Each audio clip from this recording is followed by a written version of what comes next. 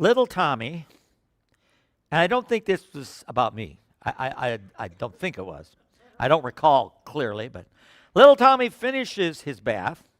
Before Dad knows where he has gone, Tommy has made his way down the steps to the living room. That's why I'm sure it's not about me. We didn't have a two-story house back then. Mom is hosting at that moment the women's group from the church.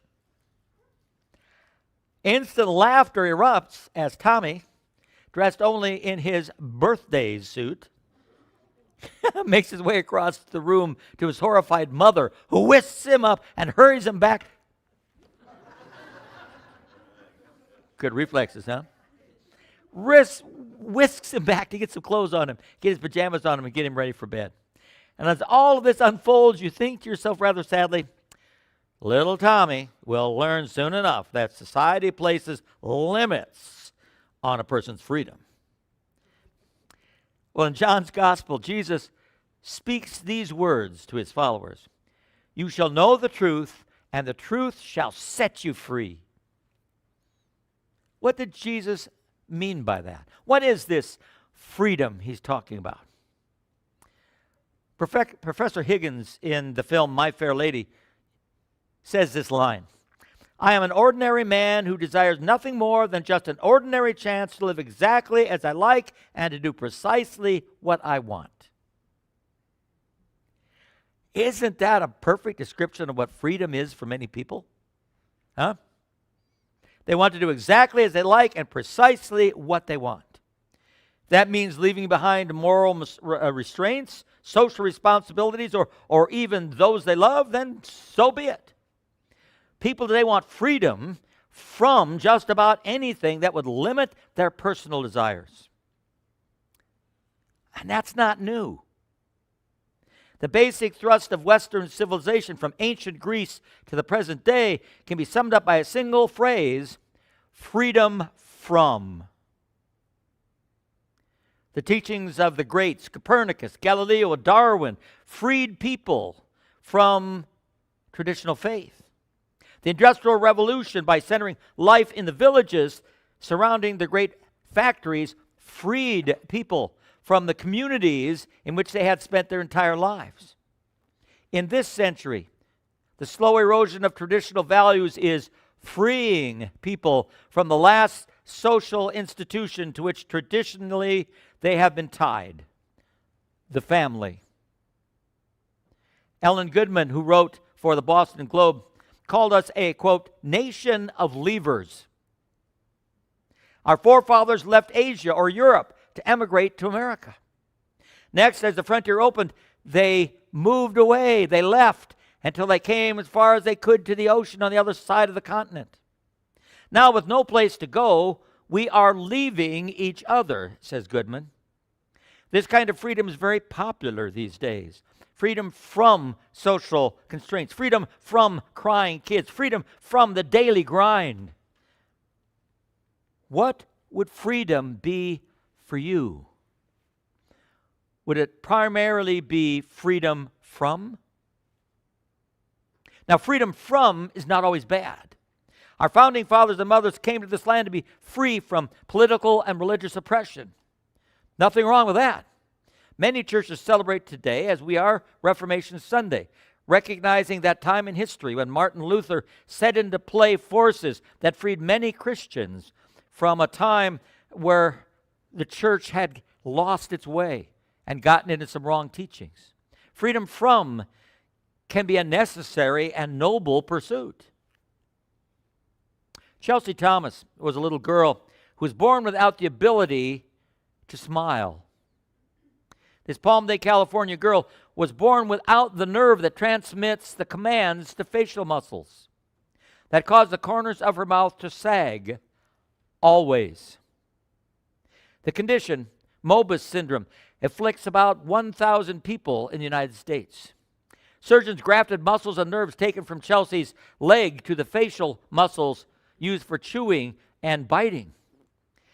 With a little thought now, the blind, blue-eyed youngster could smile. The smile looks great, her mother said. It looks very natural. Still, she has to work at it. It's not spontaneous yet, but perhaps in a year it should be. I ask her quite often to smile just to see it. She said, now when somebody's taking her picture, she does it without being asked. For Chelsea, freedom from this debilitating physical condition is wonderful.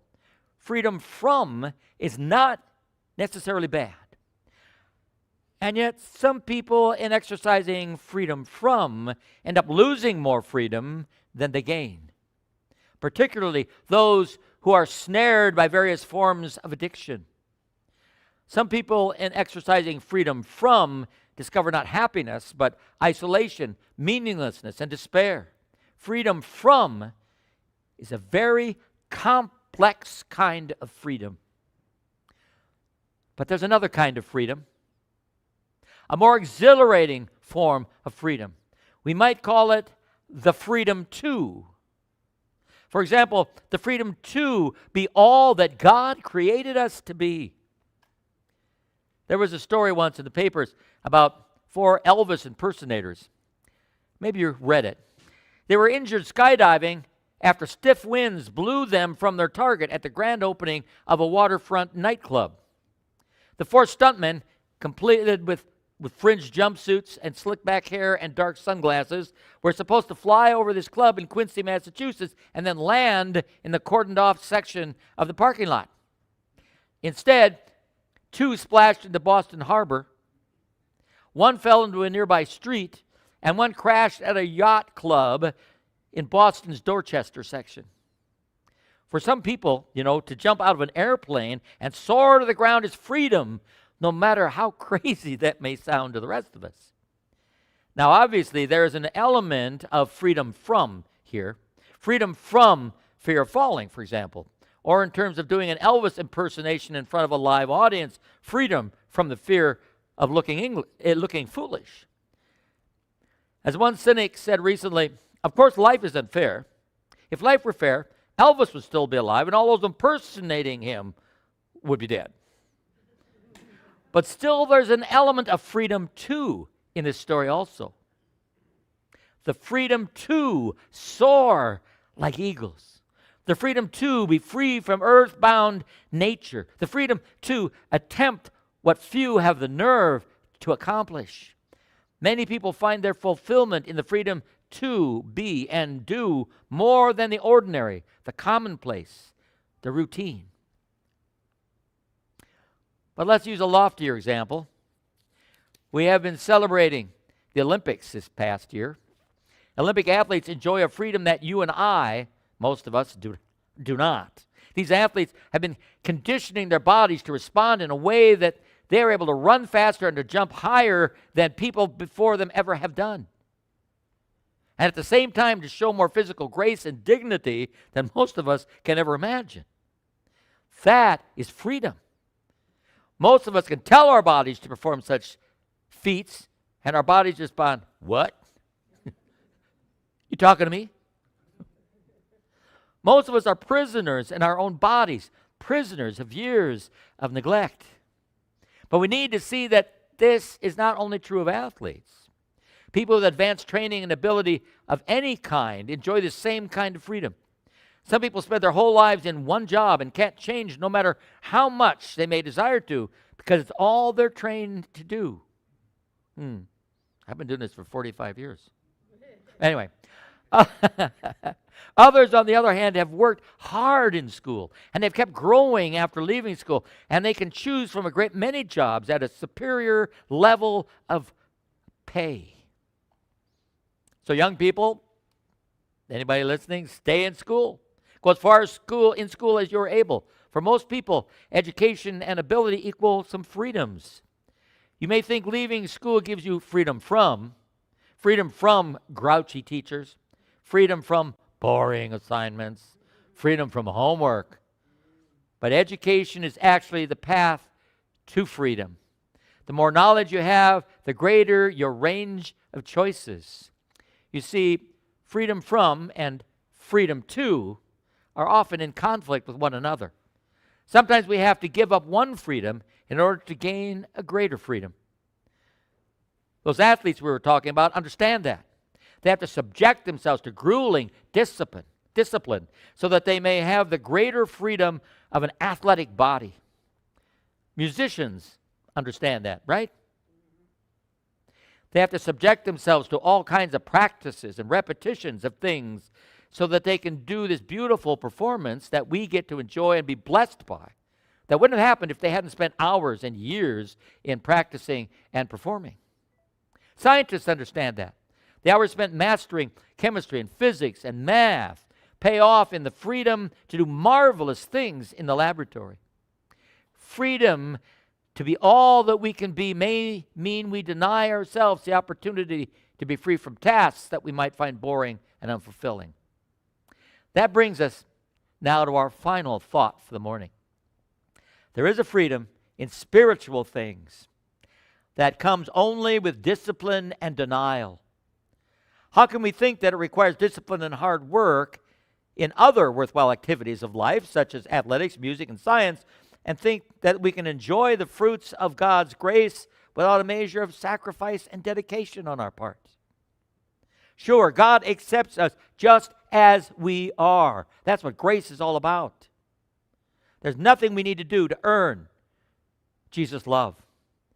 Still, without a commitment to living the Christ life, we will never know the joy of our salvation. Have you discovered the real freedom in your life? You shall know the truth, Jesus says, and the truth shall set you free. The truth is, of course, Jesus Christ himself. When we live our life in him, we discover a higher freedom than the world can ever bring about. And sometimes that only comes with some sacrifice. Marion Bond West told about her daughter Julie, whose wound only surfaced after much time. It was a simple thing, but it was a source of great pain. When Julie was in second grade, her mother did not attempt to prepare her attractive school lunches or even buy her a lunchbox. Marion explains that she had just had twin sons and mornings were so hectic. Just recently, though, Julie confessed to her mother that she often ate alone because she was embarrassed by her lunches in the paper bags. 31-year-old Julie already had children of her own when her mother found out about her childhood hurt. Following that revelation, Marion stood in stores looking fondly, at the lunch boxes, wishing, longing for another chance. Then one day, Marion happened to find an old lunchbox from the 60s, the time when Julie was in school. She admired it so much and kept coming back to look at it that the owner gave it to her. She packed goodies for Julie, some candy and gum and her favorite cosmetics, but mainly little treasures, an antique pin, an old lace handkerchief, very old paper dolls, a small book published in the 1800s. Of course, the long overdue note that she had so wanted to find it in her lunchbox bags in 1968 was also put in there. Julie, babe, have a good day. I love you, Mama. Marion mailed the carefully wrapped lunchbox for its 1,000-mile trip to her daughter Julie. Could a lunchbox, more than 20 years late, possibly set her free from this pain that Julie was experiencing? Mom, Marion, wondered. Julie's letter came back immediately. Mother, I never realized I'm still 7 years old. It was so emotionally heavy, I could barely breathe. It was just like I was sitting at that long lunch table. I could even smell school when I opened the lunchbox. All my friends were there and watched me. As I walked back through my second grade lunch experience, I thought, Mama does care. I am important. That is the freedom that Jesus wants to give us. We are important. We matter. We are not slaves. We are sons and daughters of the King. This is the truth that sets us free. It's not complicated. Jesus says, if you continue in my word, you are truly my disciples, and you will know the truth, and the truth will set you free. What is His Word? It is that truth revealed from Genesis to Revelation, that the God who created us loves us and calls us to be His own children, God's own chosen ones. Put away the aspirin. Quit beating yourself over failures long past.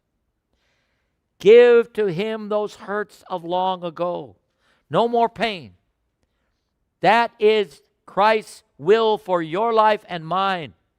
He can set us free from our slavery to sin, from our meaninglessness and despair, from those hidden wounds that fill our lives with misery.